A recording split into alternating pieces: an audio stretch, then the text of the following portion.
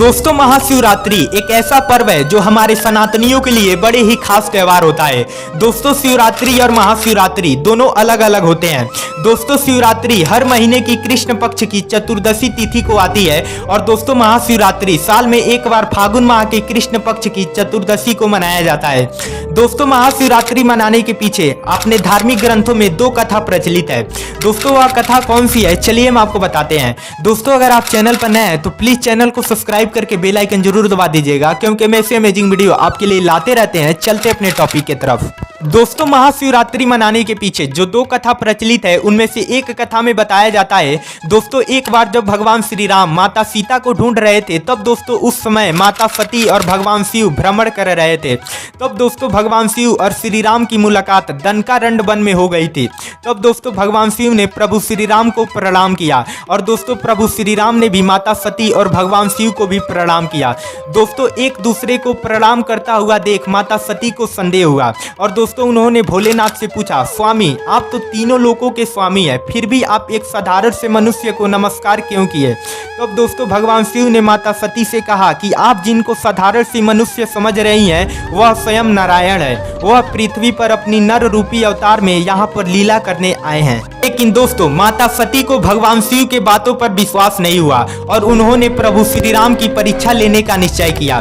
दोस्तों, मैं आपको बता दूं कि भगवान भोलेनाथ प्रभु श्री राम को पिता और माता सीता को मां के समान मानते थे और दोस्तों प्रभु श्री राम भी माता सती को मां और भगवान भोलेनाथ को पिता के रूप में मानते हैं। दोस्तों, जब माता सती प्रभु श्री राम की परीक्षा लेने गईं, तब उन्होंने माता सीता का रूप धारण करके उनके सामने चली गईं। दोस्तों, जब माता सीता का रूप प्रभु श्री राम ने देखा, तब वह समझ गए कि वह उनकी सीता नहीं बल्कि माता सती हैं। तब दोस्तों प्रभु श्री राम ने माता सती से कहा, माँ आप अकेले आ गईं, पिताजी साथ नहीं आए। दोस्तों, राम जी की यह वाणी सुनकर माता सती को ज्ञात हो गया कि श्री राम एक साधारण मनुष्य नहीं बल्कि नारायण है। दोस्तों, जब माता सती भगवान भोलेनाथ के पास वापस गईं, तब दोस्तों उन्होंने माता सती को अपने मन ही मन में त्याग दिया था। दोस्तों, भगवान श्री भोलेनाथ ने ऐसा इसलिए किया था क्योंकि वह माता सीता को अपने माँ के रूप में पूजते हैं और दोस्तों माता सती माता सीता का रूप धारण करके उनके सामने गई थी। और दोस्तों भगवान शिव अपने माँ के रूप के साथ पति पत्नी के संबंध में कैसे रह सकते थे, इसीलिए दोस्तों उन्होंने माता सती को अपने मन ही मन में त्याग दिया था। और दोस्तों आगे चलकर जब माता सती के पिता यज्ञ रखे थे, तब दोस्तों उन्होंने माता सती और भोलेनाथ को यज्ञ में निमंत्रित नहीं किया था, जिसके बावजूद भी माता सती उस यज्ञ में शामिल होना चाहा, जिसके पश्चात राजा दक्ष ने भोलेनाथ का खूब अपमान किया था।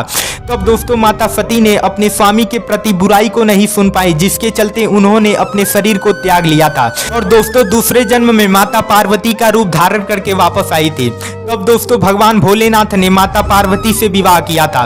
दोस्तों, कहा जाता है कि माता पार्वती और भोलेनाथ के विवाह को ही महाशिवरात्रि के रूप में मनाया जाता है। और दोस्तों दूसरे कथा में बताया जाता है कि जब एक बार ब्रह्मा जी और भगवान विष्णु में विवाद हो गया था कि उन दोनों में कौन बड़ा है, तब दोस्तों उनके सामने एक बहुत बड़ा चट्टान टाइप का खंभा प्रकट हुआ था, जिसका तो ना कोई आदि था ना कोई अंत था।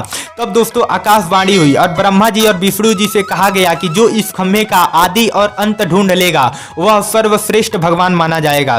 तब दोस्तों दोनों भगवान अलग अलग दिशा में इसका प्रारंभ और अंत ढूंढने निकल गए, लेकिन दोस्तों किसी को भी इसका प्रारंभ और अंत नहीं मिला। तब दोस्तों दोनों भगवान ने हार मान लिया। तभी दोस्तों उस खंभे में से भगवान भोलेनाथ प्रकट हुए और दोस्तों उस खंभे को शिवलिंग का आकार दे दिया। तभी से दोस्तों महाशिवरात्रि को भगवान शिव के शिवलिंग के जन्मदिन के रूप में मनाया जाता है। दोस्तों, कहा जाता है कि महाशिवरात्रि के दिन ही भगवान का शिवलिंग प्रकट हुआ था। दोस्तों, भगवान भोलेनाथ के बारे में ये आपको इंटरेस्टिंग फैक्ट कैसी लगी, प्लीज कमेंट करके जरूर बताइएगा और आप भी कमेंट बॉक्स में हर हर महादेव लिखना मत भूलिएगा। और ऐसे अमेजिंग वीडियो के लिए लाइक से सब्सक्राइब। मिलते हैं अगली वीडियो में, तब तक के लिए जय हिंद।